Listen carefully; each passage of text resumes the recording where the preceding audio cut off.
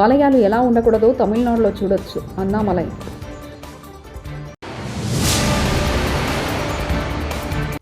అతి దారుణంగా rules break చేసి వల్లభనేని వంశీని పోలీసులు అరెస్ట్ చేశారు. వైఎస్ జగన్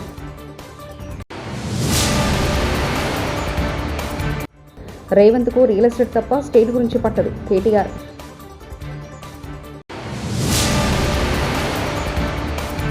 బసవతారకం ఆసుపత్రిలో CUSA పరికరాన్ని ప్రారంభించిన బాలకృష్ణ. ఆలయాలు ఎలా ఉండకూడదో తమిళనాడులో చూడవచ్చని బీజేపీ తమిళనాడు అధ్యక్షుడు అన్నామలై అన్నారు. మంగళవారం నాడు తిరుపతిలో నిర్వహించిన టెంపుల్ ఎక్స్పోలో ఆయన మాట్లాడుతూ 600 ఆలయాలు 1000 సంవత్సరాల క్రితం నిర్మించినవి ఉన్నాయన్నారు. చారిత్రాత్మక ఆలయాలను రిపేర్ల పేరుతో దుర్మార్గంగా ధ్వంసం చేస్తున్నారని మండిపడ్డారు. 2026 తమిళనాడులో బీజేపీ అధికారంలోకి వస్తే దేవాదాయ శాఖ నుంచి అన్ని ఆలయాలను విముక్తి చేస్తామన్నారు. తమిళనాడులో దేవాదాయ శాఖ అమల్లో వచ్చే నాటికి 44,000 ఆలయాలకు చెందిన 5 లక్షల ఎకరాలు వారి కంట్రోల్లో ఉందని, ఇప్పుడు 1,00,000 ఎకరాలు మాత్రమే ఆలయాల పరిధిలో ఉందని తెలిపారు. రేవంత్ రెడ్డి లంగా నమ్మకండి చెప్పినాం, మీరేమో నమ్మి గుద్దుడు గుద్దారు. మొన్ననేమో గేట్లు తలుపులు ఎత్తుకుపోయాడు, నిన్న స్టార్టర్ ఎత్తుకుపోయాడు, రేపో మాపో తులం బంగారం వచ్చుడు కాదు మీ పుస్తలతాడు ఎత్తుకుపోతాడు. కేటీఆర్ రేవంత్ రెడ్డి ప్రభుత్వం ఒక్కో రైతు ఎకరానికి 17,500 బాకీ పడింది. 2 ఎకరాలు ఉంటే 35,000, 4 ఎకరాలు ఉంటే 70,000 బాకీ పడిందని కేటీఆర్ వ్యాఖ్యానించారు. మరి ఇప్పుడేమో తర్వాత లాభోదిబో అంటే లాభం ఏమున్నది? కాంగ్రెస్ పార్టీ, కాంగ్రెస్ ప్రభుత్వం ఇలా రైతులకు బాకీ పడ్డది ₹1-2 కాదు. ఆనాడు యాసంగి 2023లో 2,500 ఎకరానికి బాకీ ఉన్నాడు. ఆ తర్వాత వానాకాలం రైతు బంధు 7,500 బాకీ ఉన్నాడు. మళ్ళా ఇప్పుడు ఈ యాసంగి పంటకు మళ్ళొక 2,500. అంటే ఒక్కొక్క ఎకరానికి 17,000. ఒక ఎకరం ఉంటే రైతుకు 17,500 రూపాయలు రేవంత్ రెడ్డి బాకీ ఉన్నాడు. దబ్బన మీకు 2 ఎకరాలు ఉంటే 35,000 బాకీ ఉన్నాడు. 4 ఎకరాలు ఉన్నోళ్లకు 70,000 రూపాయలు బాకీ ఉన్నాడు. అమలు కాని హామీలు ఇవ్వడం మోదీకి అలవాటు లేదు, ఇవ్వని హామీలు కూడా అమలు చేస్తున్నాడంటూ ఈటెల రాజేందర్ వ్యాఖ్యానించారు. ఇచ్చిందంటే 100% అమలు కాదు. ఈయన హామీలనే అమలు చేస్తున్న ప్రభుత్వం ఈ ప్రభుత్వం గుర్తుపెట్టుకో. అతి దారుణంగా రూల్స్ బ్రేక్ చేసి వల్లభనేని వంశీని పోలీసులు అరెస్ట్ చేశారు. ఫిర్యాదు చేసిన సత్యవర్ధన్ జడ్జి గారి సమక్షంలోనూ తాను ఒకటి చెప్తే ఒకటి స్టేట్మెంట్ మరోలా ఉందని, వంశీ ఎలాంటి తప్పు చేయలేదని చెప్పాడు. అయినా తప్పుడు కేసులు పెట్టి వంశీని అరెస్ట్ చేశారంటూ వైఎస్ జగన్, వైఎస్ఆర్సీపీ అధ్యక్షులు వ్యాఖ్యానించారు. లా అండ్ ఆర్డర్ ను వంశీ అరెస్టు అద్దం పడుతుంది. ఎందుకనంటే వంశీను అరెస్ట్ చేసిన తీరు ఒకసారి గమనించినట్టయితే అతి దారుణమైన law and order break down కనిపిస్తుంది. ఒకసారి గమనించినట్టయితే ఈ కేసులో గన్నవరం పార్టీ కార్యాలయం దాడి జరిగింది అని చెప్పి ఫిర్యాదు చేసిన సత్యవర్ధన్ అనే ఈ వ్యక్తి గన్నవరం తెలుగుదేశం పార్టీ ఆఫీసులో కంప్యూటర్ ఆపరేటర్గా పనిచేస్తా ఉన్న సత్యవర్ధన్ అనే ఈ వ్యక్తి ఫిర్యాదు చేసిన ఇదే వ్యక్తి సాక్షాత్తు తానే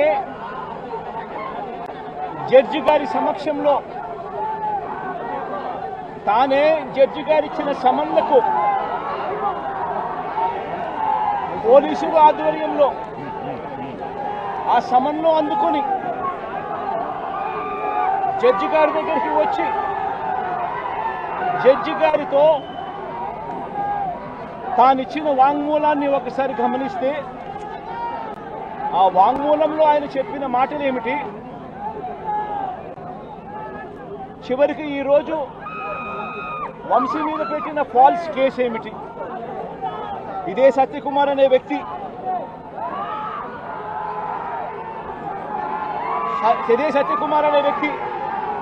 జడ్జి గారు జడ్జి గారి సమక్షంలో సత్యవర్ధన్ అనే వ్యక్తి వంశీ ఎలాంటి తప్పు చేయలేదు అని చెప్పినప్పటికీ కూడా వంశీ మీద తప్పుడు కేసులు ఈరోజు బనాయించడం జరిగింది. ఒకసారి ఈ కేసుకు సంబంధించి ఘటనలు ఒకసారి గమనించాల్సిన అవసరం ఉంది. ఫిబ్రవరి 19వ తారీఖున 2023 మంగళగిరిలో టీడీపీ హెడ్ ఆఫీసులో పట్టాభి అనే వ్యక్తి చేత వంశీ మీద భరించలేని విధంగా బూతులు తిట్టించారు చంద్రబాబు నాయుడు గారు మంగళగిరి తెలుగుదేశం పార్టీ హెడ్ ఆఫీసులో ఫిబ్రవరి 19, 2023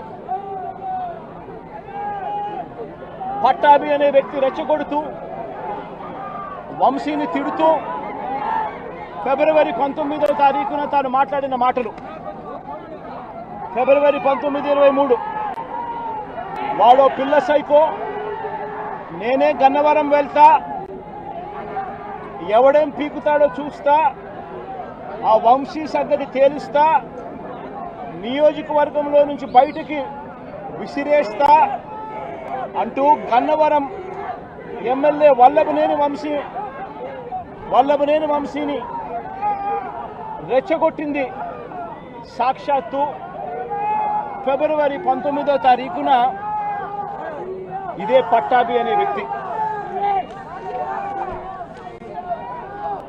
అంతటితో ఆగకుండా ఫిబ్రవరి 20వ తారీఖున అంటే మరుసటి రోజు చంద్రబాబు గారు పట్టాభిని నేరుగా గన్నవరంకే పంపారు. గన్నవరంకే పంపి గన్నవరంలో ఆయన అక్కడికి వెళ్ళి గన్నవరంలో మళ్ళీ ప్రెస్ మీట్ పెట్టి మళ్ళీ వంశీని మళ్ళీ తిట్టి అదే గన్నవరంలో చుట్టుపక్కల ప్రాంతాల నుంచి తాను పోగేసిన మనుషులను తాను వెంట పెట్టుకుని ప్రెస్ మీట్లో మళ్ళీ మరొకసారి వంశీని తిట్టి ఒక ప్రొసెషన్గా వైఎస్ఆర్సీపీ ఆఫీసును అటాక్ చేయడం కోసం ఫిబ్రవరి 20వ తారీఖున ఇదే పట్టాభి బయలుదేరిన ఈ ఘటనలో ఇదే పట్టాభి ఫిబ్రవరి 20వ తారీఖున వైసీపీ ఆఫీసుకు తాను మనుషులతో ప్రొసెషన్గా తాను అక్కడికి వెళ్ళి ఆ రోజు పార్టీ బయట ఉన్న ఒక దళిత సర్పంచ్ సీనయ్య అనే వ్యక్తిని కూడా పట్టాభి వాళ్ళ మనుషులు దాడి కూడా చేయడం జరిగింది. ఈ దాడి జరుగుతా ఉన్న నేపథ్యంలో ఉద్రిక్తతల మధ్య పోలీసులు కూడా నిర్వహించేదానికి విశ్వ ప్రయత్నం కూడా చేశారు. ఆ చేసిన విశ్వ ప్రయత్నంలో సిఐ కనకారావు, ఈయన కూడా దళితుడే, సిఐ కనకారావు తల పగలగొట్టి నిరోధించే కార్యక్రమంలో సిఐ కనకారావు తల కూడా ఇదే అల్లరి మూకలు పట్టాభి నేతృత్వంలో ఇదే అల్లరి మూకలు తల కూడా పగలగొట్టారు. ఇలాంటి ఉద్రిక్తతల మధ్య ప్రతిచర్యగా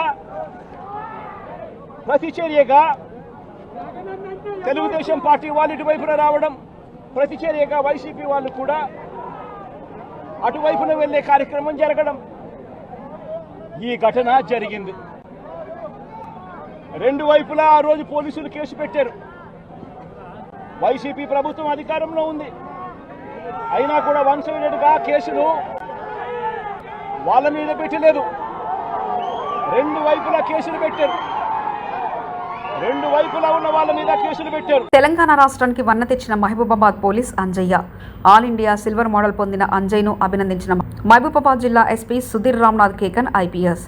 2 నెలల పాటు ఇంటిగ్రేటెడ్ ఇంటెలిజెన్స్ ట్రైనింగ్ అకాడమీలో SP Ramakrishna intelligence security wing వారి ఆధ్వర్యంలో ట్రైనింగ్ తీసుకుని ఇంటిగ్రేటెడ్ ఇంటెలిజెన్స్ ట్రైనింగ్ అకాడమీలో SP Ramakrishna intelligence security wing వారి ఆధ్వర్యంలో ట్రైనింగ్ తీసుకుని ఈ నెల ఫిబ్రవరి 10 నుండి 15వ తారీఖు జార్ఖండ్ రాష్ట్రం రాంచీలో జరిగిన 68వ ఆల్ ఇండియా పోలీస్ డ్యూటీ మీట్లో యాంటీ సబ్స్టెట్ చెక్ రూమ్ సెర్చ్ విభాగం వీవీఐపీ నివాసం ఉండే రూమ్ను ఎలాంటి హానికర వస్తువులు లేకుండా చూసుకునే విధానంలో తెలంగాణ తరఫున పాల్గొన్న అంజయ్కు silver medal Jharkhand IG SK Sinha చేతుల మీదుగా అందుకున్నారు. ఇందుకు మహబూబాబాద్ జిల్లా తరఫున జిల్లా superintendent of police Sudhir Ramnath Kekan, reserve DSP Srinivas మరియు Vijay Pratap, admin reserve inspector Anil Kumar, bomb squad సిబ్బంది అంజయ్కు అభినందనలు తెలిపారు. మనం మధ్యలో పోదాం. ఒకసారి అందరు అట్టుకోండి ఇటు ఇటు.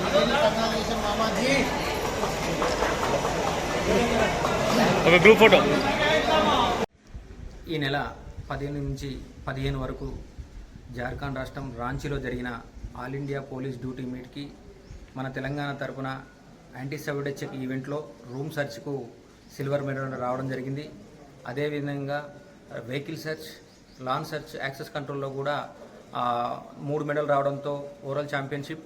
అదేవిధంగా చార్మినార్ ట్రోఫీ అంటే తెలంగాణ తరపున మన పోలీస్ ఫోటోగ్రఫీ, సైంటిఫిక్ ఎయిడ్స్, ఈ విధంగా అన్ని ఈవెంట్లు కలిపి మనకు ఇండియాలోనే తెలంగాణకు ఓవరాల్ ఛాంపియన్షిప్ చార్మినార్ ట్రోఫీ రావడం జరిగింది.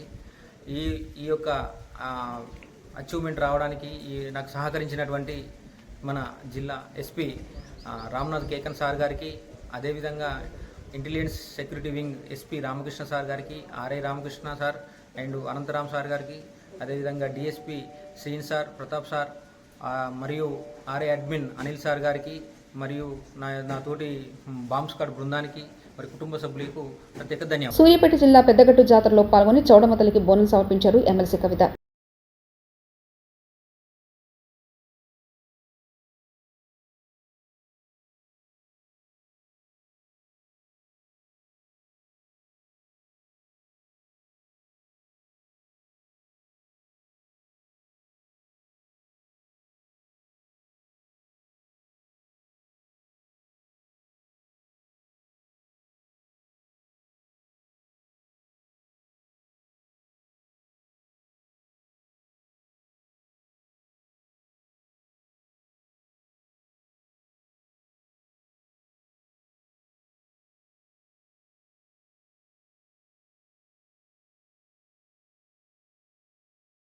CUSA వైద్య పరికరం మెదడు కాలేయంలో వచ్చే చిన్న చిన్న కణతలను శస్త్రచికిత్స కోసం ఉపయోగపడుతుందని బసవతారకం ఇండో అమెరికన్ క్యాన్సర్ ఆసుపత్రి చైర్మన్ నందమూరి బాలకృష్ణ అన్నారు.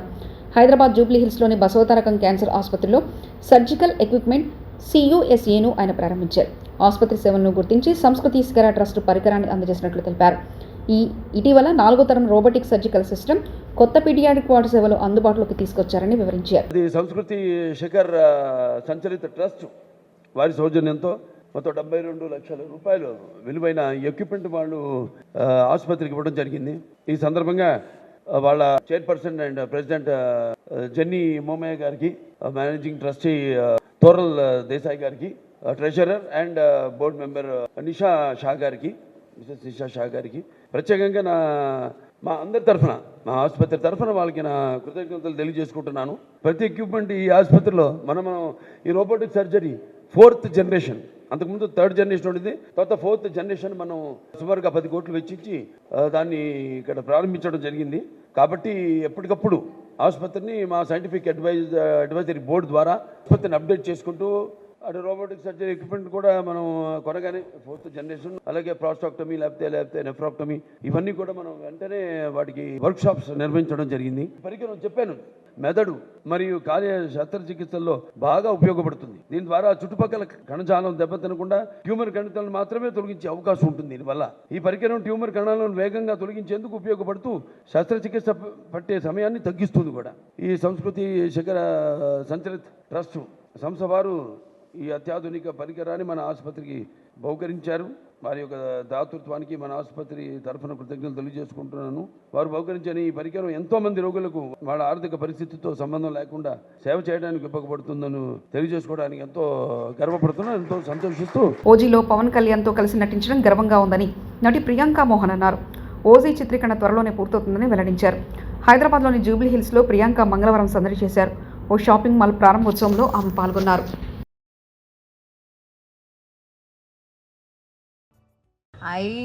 I love saris. నేను ఒక శారీ లవర్. ఓజీ జరుగుతుంది, ఇట్స్ హ్యాపెనింగ్. ఇంకొక ఫ్యూ డేస్ షూట్ ఉంది, అది ఫినిష్ అయితే I think will be done. So very excited project. It's of course dream working with. పోలీసులు అకారణంగా తనని ఇబ్బంది పెడుతున్నారని, వ్యక్తిగత గోప్యతకు భంగం కలిగించేలా వ్యవహరిస్తున్నారని సినీ నటుడు మంచు మనోజ్ ఆరోపించారు. తిరుపతి జిల్లా చిన్నగొట్టిగల్లు మండలం బాకారపేట పోలీస్ స్టేషన్కు సోమవారం రాత్రి నటుడు మంచు మనోజ్ వెళ్లారు. రాత్రి 11 గంటల 15 నిమిషాల సమయంలో ఆయన అర్ధరాత్రి వరకు అక్కడే బైఠాయించారు. తాను తన సిబ్బందితో కనమరహదారిలో లేక్ వ్యాలీ రెస్టారెంట్లో బస చేయగా పోలీసులు తన సిబ్బందిని అక్కడ ఎందుకు ఉన్నారని ప్రశ్నించారని, తాము మంచు మనసుతో ఉన్నామని చెప్పగా పోలీస్ స్టేషన్కు పిలిచారని, తాము స్టేషన్ వచ్చేసరికి ఎస్ఐ లేరని విమర్శించారు. అనంతరం సీఐ ఇమ్రాన్ బాషాతో ఫోన్లో మాట్లాడారు. ఆలయాలు ఎలా ఉండకూడదో తమిళనాడులో చూడొచ్చు అన్నామలై.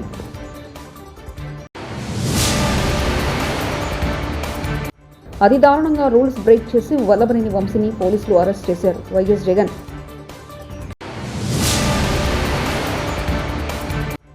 రేవంత్కు రియల్ ఎస్టేట్ తప్ప స్టేట్ గురించి పట్టదు. కేటీఆర్.